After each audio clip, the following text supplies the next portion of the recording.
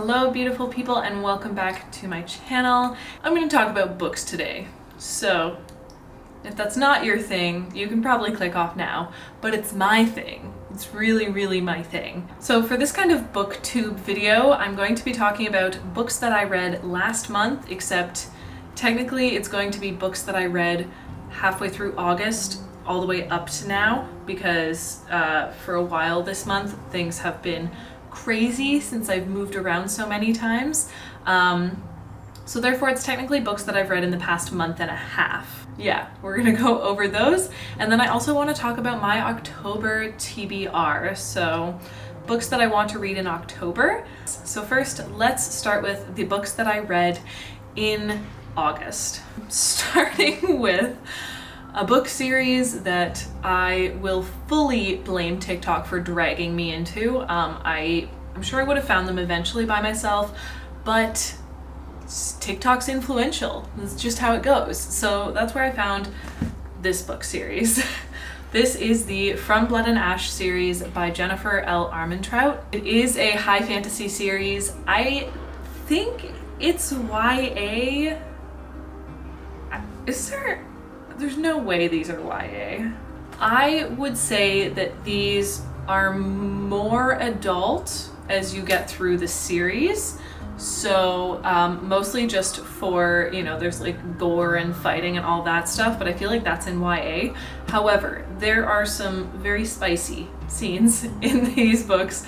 So if you're not into that, maybe don't read these, because they're just trust me. This book series follows the main character, Poppy. She is the chosen one in the world that they live. Naturally, everything goes to shit. I'm not going to spoil anything because I want this to be a spoiler-free video, but I genuinely really liked it. Although I will mention, I liked the first book and the third book the most. For some reason, and to be fair, I read these in the span of like a week, all of them. So the second book could have just gotten overlooked because I read them so quickly. But the first one is From Blood and Ash, the second one is A Kingdom of Flesh and Fire, and then the third is The Crown of Gilded Bones. I love Poppy. I love the love interest, who I'm not going to spoil for you, but I'm pretty obsessed. This is like romance fantasy. Like if you like Sarah J. Maas's books, if you liked the ACOTAR series, you will probably like this. It does kind of give me ACOTAR vibes, but not really with fairies or anything, with like different beings. Then I read this book, which is a debut novel from an Ontario-based author, which is exciting for me because I'm Canadian and I'm from Ontario. So I like finding Canadian authors, especially debut authors.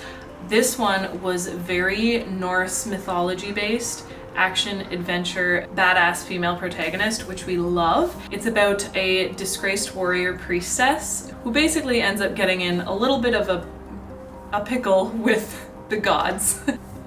I promise I'll get better at like talking about books. Just give me a break, okay? I'm new. But yeah, this was a really wonderful book. The world is created beautifully, and I think that H.M. Long did a fantastic job, and I really enjoyed it. So I read this one towards the end of August. Then I decided to tackle this bad boy. This is The Priory of the Orange Tree by Samantha Shannon. I also kind of came across it on TikTok a while back and added it to my TBR, and then I kind of came across it again. I think because H.M. Long, the one who wrote Hall of Smoke, was sharing a TikTok. I'll link her down below so you can find her, but she was sharing a TikTok about books that had dragons, and this book, as you can probably tell by the cover, is full of dragons and also a bunch of badass female protagonists, which is kind of just what I love, honestly.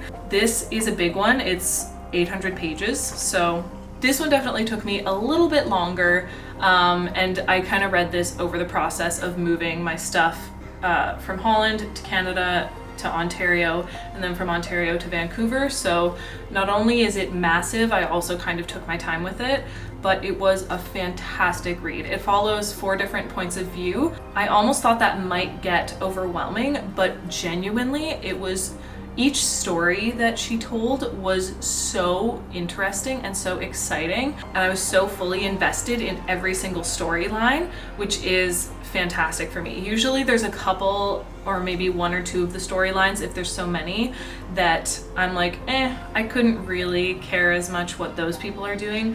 But in this one, I was like fully in for every single one of the storylines, so that was fantastic.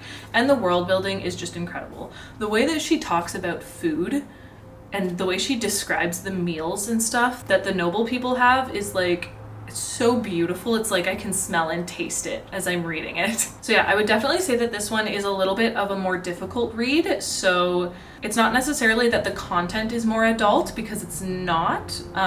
It's not as adult as like From Blood and Ash was.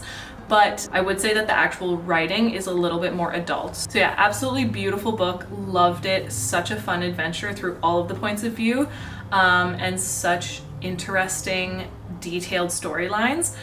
But it is a more difficult read than the other ones that I've talked about.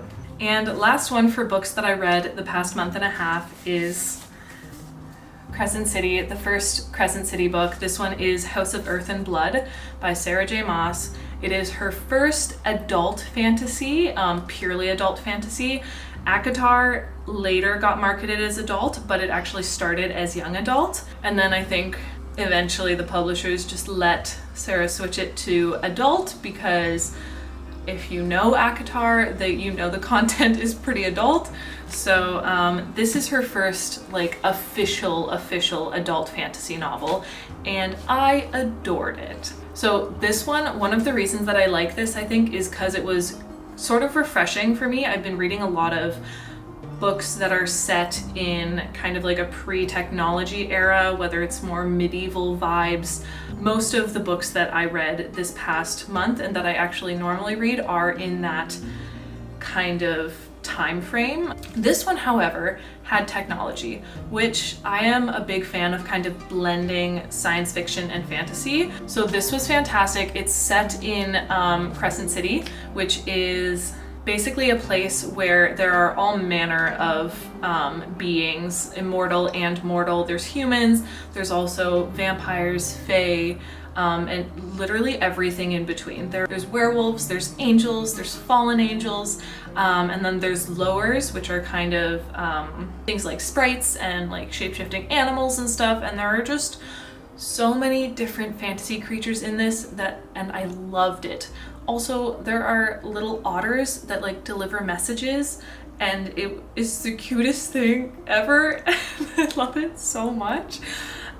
So all of the details in this were so incredible, and I would also like to say that her world building in this I was a huge fan of. I feel like I loved ACOTAR, which I talk about a lot because I don't know, I was pretty obsessed with it. I love ACOTAR, but one thing that I wish there was more of, I guess, is like the world building. Even in her series Throne of Glass, I think had more world building than ACOTAR. This one, because I love world building, so this one really just makes my soul happy. It was so beautifully done, as usual. Obsessed with the love interest. I don't think that Sarah J. Maas could write a man that I would not immediately fall in love with, even though most of them are like dark murderers. It's a problem, but the good news is that I think a lot of us who really enjoy Sarah J. Maas are all in the same boat, and we are all in love with her super dark, murderous love interests. So we're all in this together. We're all going to hell with each other. I'm in good company, you know? That's what I'm thinking. The main character, her name is Bryce. Again, badass female protagonist. It's just how it goes. She works at an antiquities dealer and has some really cool friends, and then it kind of all goes to shit because it wouldn't be a good book without that happening. Basically, all her friends are murdered. That's not a spoiler. It says it right in like the blurb. All her friends are murdered, and she is brought into tracking down the murderer, and it all really escalates from there.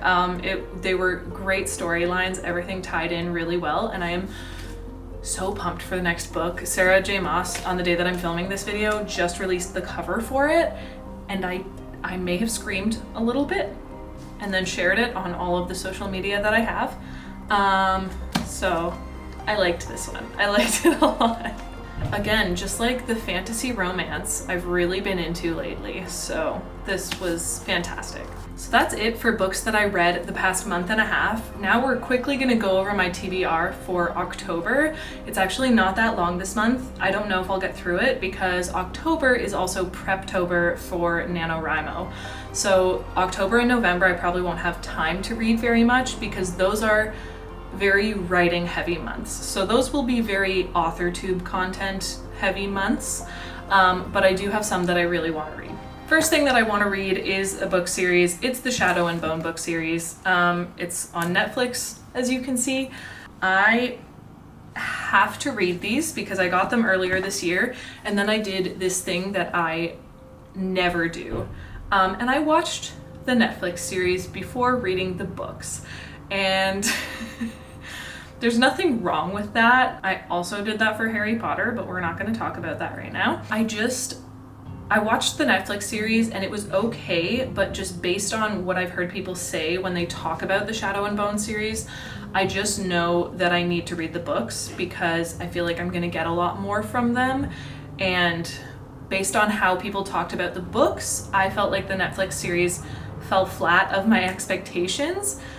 That might happen when I read the books, but I just want to give them a chance, you know? I'm usually more of a book person than the movie/TV show person, so I want to read these. They're also not too long. I think they're about 400 pages each. I need to not spoil anything for myself. How many pages? Yeah. Looks like they're all 400 pages or less, so I should be able to read those fairly quickly. Then I want to read The Last Unicorn by Peter Beagle. This was one of my favorite stories as a child, and it's been so long since I read it. It's just like a classic fairy tale story for me, so I actually picked up the book because I do not have it anymore. And I'm just gonna like sit down one night and read it, I think, because it is less than 300 pages. So this is like a quick couple hour read. The Last Unicorn, which I'm so excited. Anyways, yeah, I'm not gonna pick it up again because I can't be trusted. This one has a pretty hardcover. Ooh. Wow. This one I found browsing Indigo, which is one of my favorite places to spend time. And I kind of just came across it, and I think, oh, I saw that the author is the same author who wrote Jonathan Strange and Mr. Norrell, which I saw another booktuber review and said that it was fantastic. So I picked up this one. It is called Piranesi. It's basically about this building with infinite rooms, and it's got a whole bunch of statues in each of the rooms, and they're all different. And it just sounded like a really cool concept, and I thought that it would be interesting to read. So I feel like it's kind of like fantasy mystery. So I'm excited for this one. And it's also fairly short. I'm trying to like see how many pages it is without spoiling things for myself. And this is a dangerous game to play. This one is less than 250 pages. So we've got some books that are going to be very quick to read, which is what I need this month because it's Preptober. So that is where most of my reading and writing energy will be spent. I will spend some time reading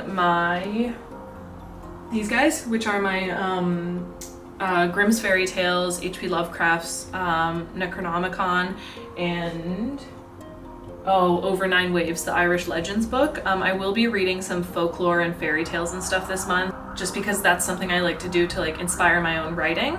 So I didn't include those, but I will be reading little short stories from there throughout October. So yeah, I hope that you guys enjoyed that video. Please give it a thumbs up and subscribe if you aren't. And also let me know in the comments if you've read any of the ones that I talked about reading last month, or any of the ones that I will be reading, and tell me what you thought of them, especially Shadow and Bone, because I'm kind of curious. But yeah, I hope that you guys enjoyed that video. Don't forget to smile, and I will see you all in the next one. Bye.